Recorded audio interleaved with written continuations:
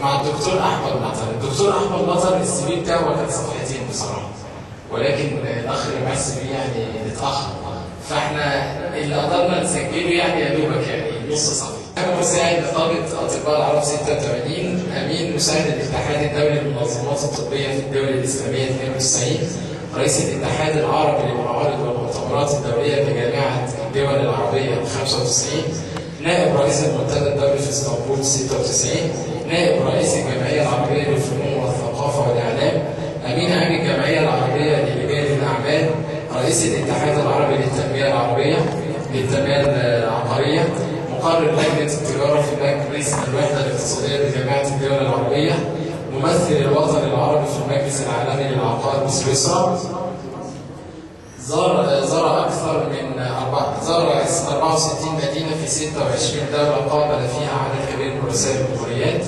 وألقى 12 بحث في السياسة والاقتصاد والصحافة والإعلام بجامعة الدول العربية. وأخيرا خوفا عن إضياع وقت المحاضرة اكتفينا بهذا القدر من السيرة الذاتية، ومن أراد التوسع فليتابع موقع الدكتور احمد مطر. والآن مع الدكتور احمد مطر، تفضل مشكورا. الله اكبر ولله الحمد. الله اكبر ولله الحمد. الله اكبر ولله الحمد. الله اكبر ولله الحمد. بسم الله الرحمن الرحيم. الحمد لله رب العالمين، والصلاة والسلام على أشرف الأنبياء والمرسلين سيدنا محمد وعلى آله وصحبه أجمعين. أنا سمعت عندكم كلام كتير حلو بس مش الدرجة دي. أنا شايف الحقيقة حلاوة أكثر مما كنت أتخيل. والله بجد يعني سمعت كلام جميل لما قلت لبعض إخواني النهارده أنا رايح شعبة الصفا في العصافرة، قالوا لي أحسن شعبة مصرية. فقلت يعني خير هنشوف. فأنا شايف الأحسن شعبة في مصر كلها. ربنا يبارك فيك. الحقيقة أخونا بنتكلم عن الحب في الله. أنا عايز أقول لكم على حاجة، أقسم بالله العظيم أنا ما دخلت جماعة الإخوان المسلمين عشان سبب واحد فقط، إن لقيت ناس بتحب بعض. هذا هو السبب الوحيد الذي جذبني عام 76 لما دخلت مسجد كلية الطب ولقيت ابراهيم الصفواني بياخد محمد اسماعيل بالحضن وبوسه، واحمد فريد بياخد اخونا خالد داوود. ايه الموضوع ده؟ ايه الناس اللي المربيه دول بتحب بعضها دي وبتبوس بعض؟ ده موضوع غريب قوي جدا يعني. فمن هنا كان الصدمه العاطفيه الايجابيه ان انا الحقيقه شدتني الى هذا الطريق الجميل، وهذه الدعوه الربانيه نسال الله عز وجل ان نموت ونحن عليه. عايز اقول لحضراتكم انه امبارح قبل ما نبتدي بس حط شويه، امبارح زارني، كنت كتاب على الفيس ما اعرفش شفتوه ولا لا، زارني سفير من منظمه القبلية، هو سوداني وبيمثل الشرق الافريقي في القبلية. القبلية دي منظمه افريقيه. فالحقيقه هو جاي كان من غير ميعاد، وكان اخونا حسن موجود. فدخل عندي في الاوضه وقعد سكح ويعكس، وانا حساس جدا بالبرد، عايز اقول له يعني حرام عليك انا بلقط. فالمهم روحت لقيت شكه هنا في زوجي، فجبت شويه بلح كده يعني ما نفعش. سخنت شويه ملوخيه، جبت ليمونتين كده عشتهم، ده عارف تعيش الليمون زي ما هو كده، جبت قشر غير ما تقطعه ما نفعش، بصلايه عشتها ما نفعش. قلت بقى ما فيش ايه طاسه ايه العجوه بالبيض والزبده هي دي اللي هتخلص. الحمد لله كتبت الكلام ده على الفيس عشان الناس تدعي لي. الحمد لله حوالي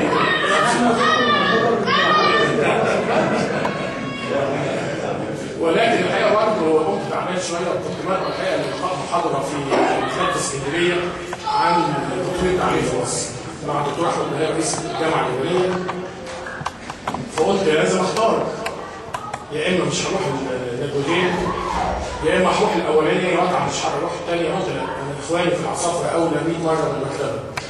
فاعتذرت عن المكتبه، كلمت الناس هناك، اعتذرت، كلمت الدكتور احمد بهاء مشكورا ان هو يتولى المحاضره بالكامل، وانا سعيد جدا جدا جدا برؤيه حضرتك. الله يبارك في حضرتك. برضه الفيس، بس الفيس ده له قصه معايا. انا قبل 24 فبراير ما كانش عندي اي صله بالفيس، عارفين الكلام ده؟ انا قلت السيد ده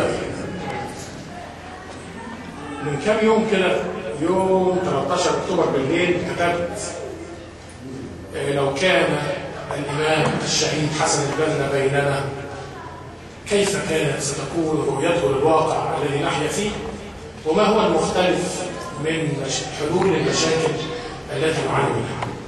اقرأ الرسائل ثم رد على السائل. وقل للناس يعني اقرأوا رسائل. في حد هنا قرأ رسائل؟ اللي قرأ رسائل يرفع ايده كده. كلها لا مش كتير. طب اللي ما قرأش الرسائل يعرف ان في واحد اسمه الامام حسن البنا ولا لا؟ خلي بالك لو قرأت الرسائل هتبسط قوي مش جايه يعني.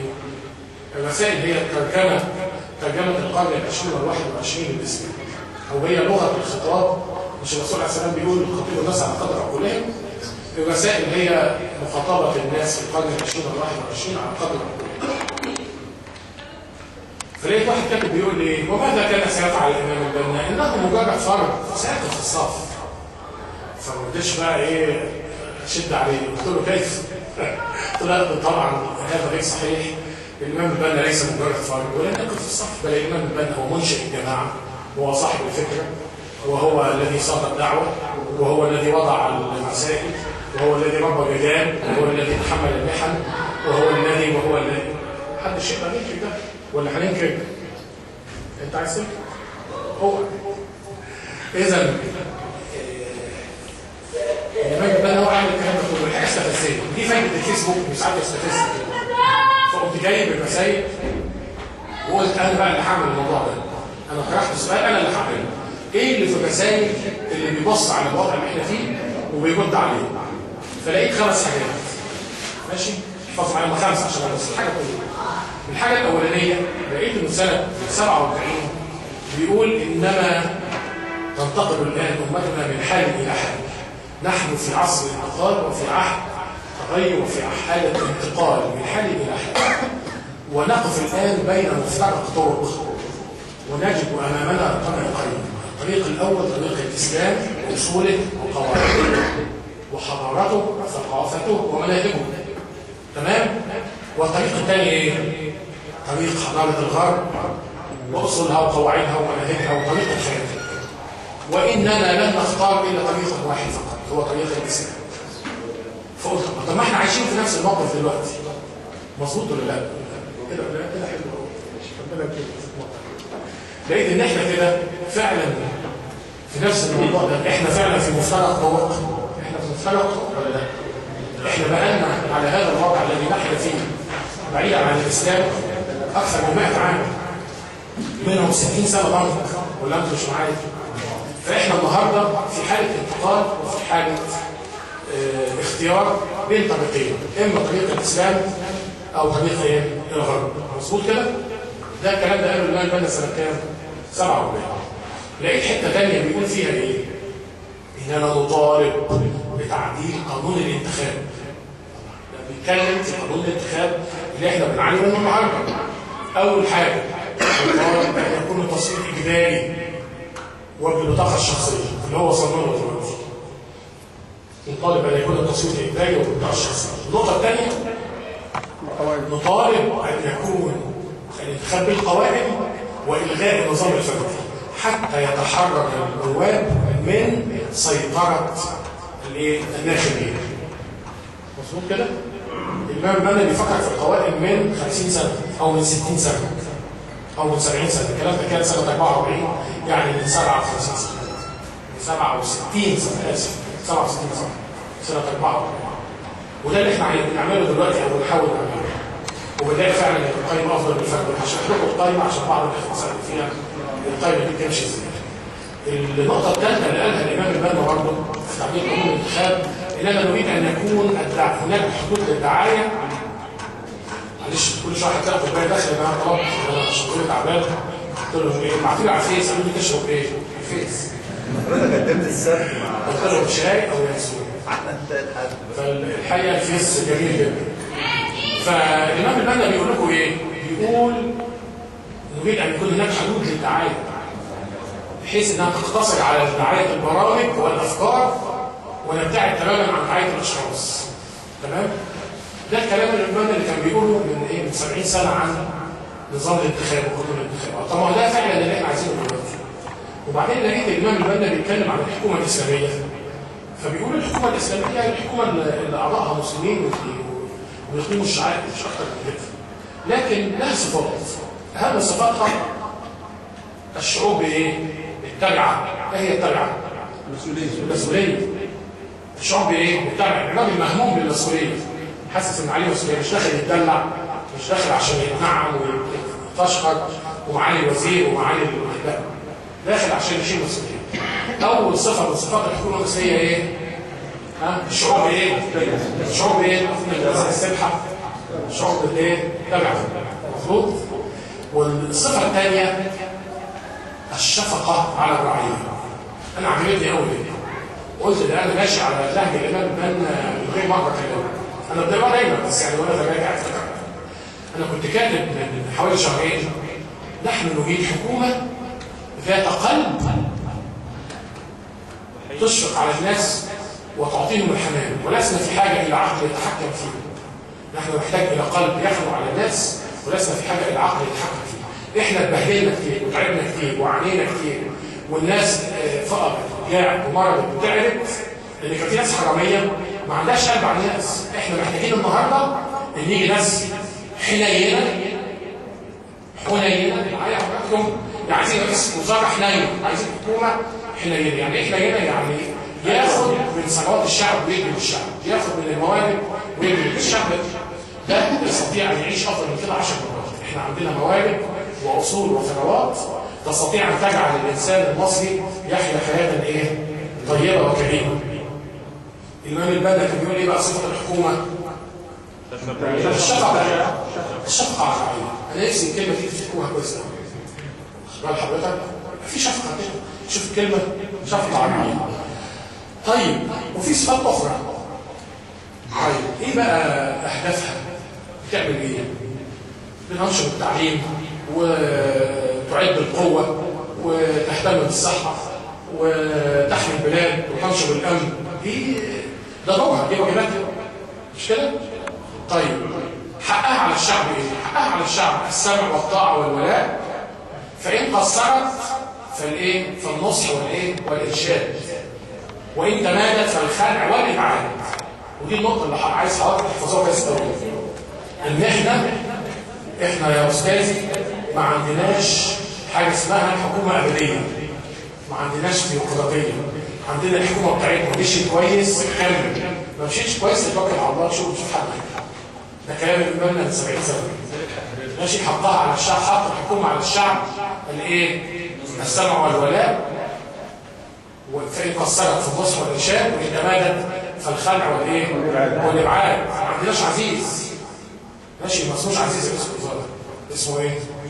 الله اعلم. تمام.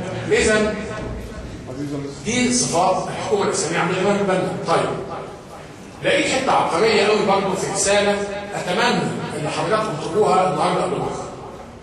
اتمنى ممكن نتعاهد على كده ان شاء الله. الرساله دي ان شاء الله لو قريتوها تستريحوا قوي. الامام البنا بيتكلم عن نظام الحكم في الاسلام.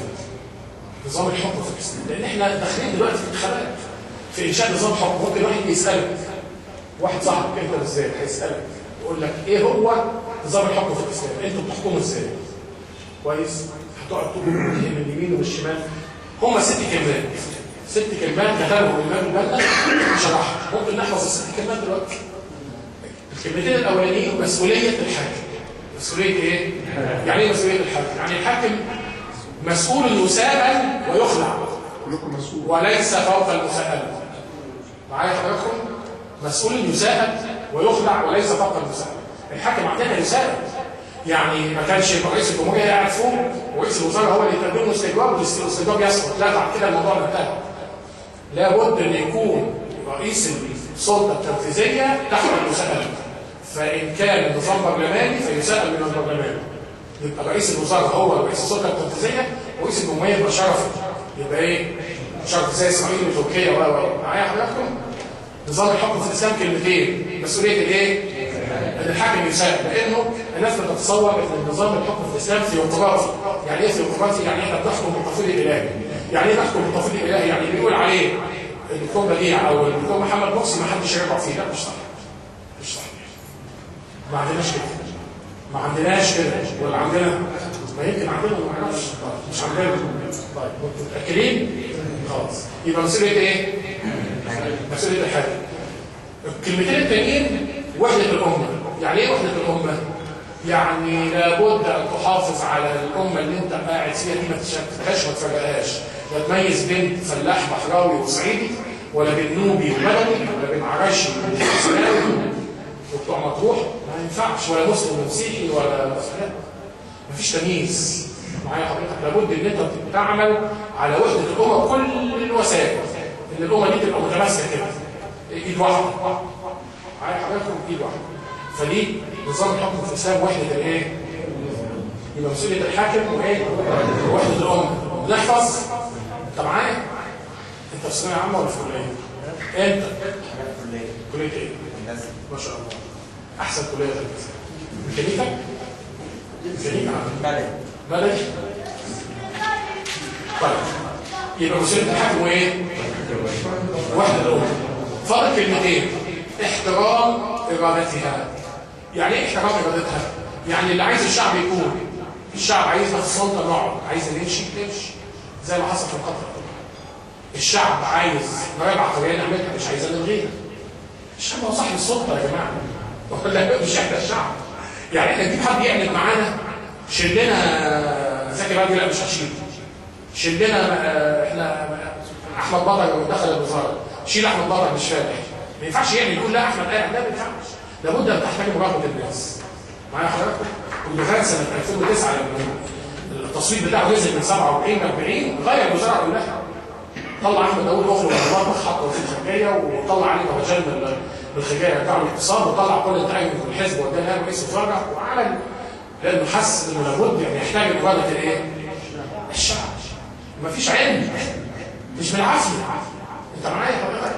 مش لك هو كده سمع وطاعه، لا هو سمع وطاعه اقف، لابد يبقى في سمع وطاعه، بس احتاج ارادتنا. ما تعاندش معانا، ما تكسرش ارادتنا، ما تكسرش رغبتنا. معايا حضرتك؟ لما الناس دي كلها تقول لك احنا مش عايزين فلان، وبعدين يجي يجيبوا فلان، تقول لا ما ينفعش. ما ينفعش. لا، في نتشاور ونتداول، ولابد يبقى في احترام اراده. معايا حضرتك؟ واضح كده؟ طيب 6 كلمات. هنقرا الرساله ولا مش هنقراها؟ عشان بس ايه تاخد الشرح اللي كاتبه لنا. انت كده خلصت نظام الحكم في الاسلام، في احلى من كده؟ بقيت بقى معاك دكتوراه في السياسه. والله بتكلم جد. انا اقول لحضراتكم سنه 2006 كان في مؤتمر في الاهرام، وكان معنا رؤساء الاحزاب كلهم. حزب التجمع بعد حسين عبد الجازر، والوطني بعد محمد رجب، والهاني الجبالي، وطه عبد العليم، ووحيد عبد المجيد، وكل حافظ الاهرام كله. وانا كنت ممثل اخواني منهم. فقاعدين بيتكلموا، قلت لهم احب لكم كلمه واحده: نحن ليس لدينا ثقافيه، نحن لدينا 6 كلمات: مسؤوليه الحاكم، وحده الامه، احترام ارادتها. قالوا لنا احنا اول مره نسمع الكلام ده. قلت لهم يبقى احنا مقصرين، لازم ايه نخرج الكنوز التي لدينا ونعلنها على الناس. هنطلعها ولا مش هنطلعها؟ نطلعها. خلصنا كده. الامام البنا قال رايه في الواقع اللي احنا فيه في مفترق الطرق، وقال رايه في الحكومه الاسلاميه، وقال رايه في نظام الحكم في الاسلام، وقال رايه في النظام الاقتصادي الاسلامي. تخيل، في رساله جميله جدا النظام الاقتصادي الاسلامي. واحد يجي يقول لك انتوا هتعملوا ايه في الاقتصاد؟ هو انتوا بتفهموا في الاقتصاد ولا عمركم مسكتوا وزاره؟ هقول له الامام البنا في الرساله كتب 5 جمل، او انا استوحيت منها 5 جمل. لو قريت الرساله هتلاقي الشرح. الجمله الاولى من الاقتصاد الاسلامي: ما تقعدش بقى تشتت وتخاف انك تقول كلام غلط، او تقعد تركز على الجبه وهنلغي الجبه والكلام ده ما هوش اقتصاد اسلامي. الاقتصاد الاسلامي كلمه واحده: اقتصاد عيني. مش عيني انا، اقتصاد عيني. يعني ايه اقتصاد عيني؟ يعني اقتصاد قائم على الانتاج، انتاج السلع والخدمات. معايا حضراتكم؟ وليس على تدوير الاموال في البنوك. ما تقولش كلمه تجيبها عشان الناس عندها وليس قائم على تخزين الاموال في البنوك ومضاربه على اسهم البورصه. معايا بنعيدها تاني: اقتصاد ايه؟ عين، مش عيني، ولكن ايه؟ انتاج سلع وايه؟ وخدمات. يعني حاجات قدامنا. يعني ايه سلع وخدمات؟ السلع معروفه اللي هي الزراعه والصناعه والبترول والتعدين والثروات والاسماك والحيوانات، كل دي انتاج سلع. طب ايه الخدمات؟ الخدمات البنوك والمصارف والتامين والمطابع والاعلام والتلفزيون والنقل والشحن والبريد والمقاولات والمطاعم والسياحه والفنادق والطيران. في 23 نشاط اسمهم نشاط الايه؟ الخدمات. ده بيعتبر انتاج ايضا. معايا حضرتك؟ حتى الدعايه والاعلام خدمات عينيه بتساعد على الانتاج. امال ايه اللي مش عايزينه؟ اللي مش عايزينه ان الفلوس تتحط في البنوك ونقعد نلفها على الفاضي دوران راس المال بعيدا عن الانتاج. احنا عايزين الانتاج يلف، لان احنا انتاج عيني قائم على ايه؟ على الدوران. خلي بالك من الكلمه دي، على ايه؟ الدوران. عارف لما بتدور الميه في الحله كده هتعمل البليله؟ تعرف تعمل البليله؟ تجيب كيس كده من الراجل جيب الاول خالص. طيب بحب البليله جدا. خلي بالك الحبوب دي بتفتح المخ برضه. ولا الحبوب بتاعت الخلق. ايها الساده والسيادة، حضراتكم انتاج السلع والخدمات ودورانها وايه؟ ودوران تلف. كل ما تلف كل ما الناس تتبسط، كل ما الناس تلاقي رزق وتلاقي شغل وتلاقي فرص عمل. معايا؟ تلف. انما تحط الفلوس تخزنها في البنوك مصيبه سوداء. معايا حضرتك؟ البلد دي مش هتنمو. البلد دي رايحه في داهيه.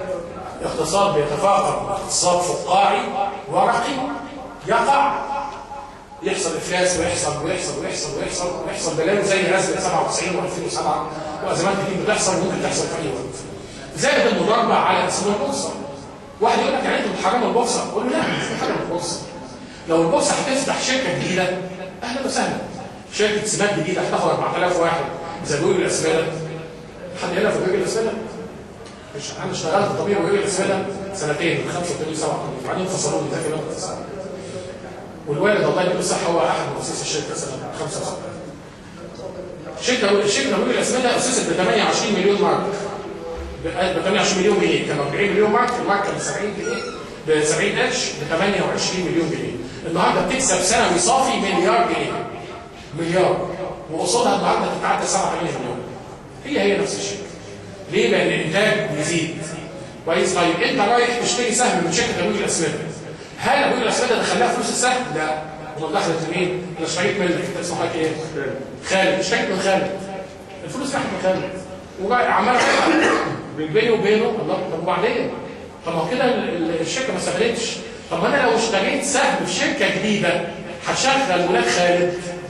معايا حضرتك؟ وتطلع انتاج يستفيد بيه خالد واولاده. يبقى هو ده اللي احنا عايزينه. اذا احنا عايزين مشروعات جديده، مش عايزين تداول الاسهم في البورصه. تداول الاسهم في البورصه يؤدي الى فساد وكساد ونقص في الانتاج واقتصاد ورقي لا داعي. مش عايز اطول اكتر من كده.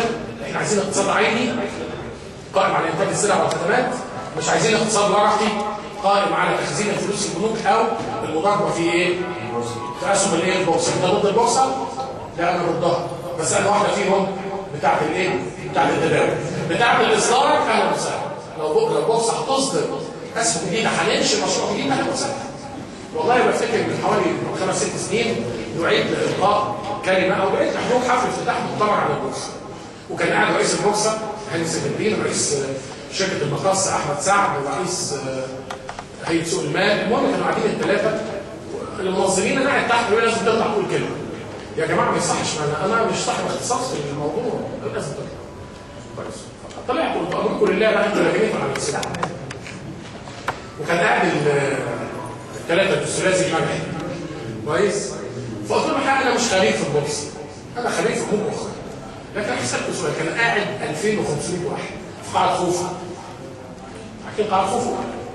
القاعه الكبيره دي اللي كان بيحضر فيها خالد المحروق. قلت لهم يا جماعه شركه رجل الاسمده لو حابين نعمل واحده زيها احنا عايزين 500 مليون. حضراتكم قاعدين 2500، هنطلع 500 بره. نقول لهم بدل ما كل واحد فيكم يحط مليون جنيه في شركه في اسهم متداوله في شركه طويله او غيرها، تعالوا نعمل شركه جديده. كويس؟ يبقى هنعمل شركه جديده بكام؟ 500 مليون بدل ما تحطها في شركه قديمه، مش كده؟ ال 500 مليون دول هيعملوا شركه هتشغل 4000 واحد وتطلع انتاج كل سنه 500000 طن اسمده، ونزود الانتاج المحلي 2 مليار ونشغل ونوزع ونقوم مسقفين. اللي قاعدين كلهم مين اللي ما سقفوش؟ الشغل الصغير والله والشغل الصغير. قلت لهم احنا هنقعد نطبل في المطبل. المهم فوضحت كده الصوره ووضحت. قال لي بتقول اللي بياخد بالنا عن الاقتصاد زائد ان دور الدوله مش ان هي التخطيط الشديد ولا نحسبها سايبه، لا بس دورها مكافحه الفساد والاحتكار، مش كده؟ وتمنع كده، بس تمنعه ازاي؟ بزياده الاقتصاد العيني. تجيب سفينه الاقتصاد العيني كده تمتص السيوله اللي موجوده، بدل الفلوس ما هي رايحه في الاقتصاد الورقي في البنوك والاسهم البورصه، اعمل مشروعات. حضرتك معاك 10000 جنيه زياده، بدل ما تروح تشتري اسهم جديده قديمه تشتري اسهم جديده.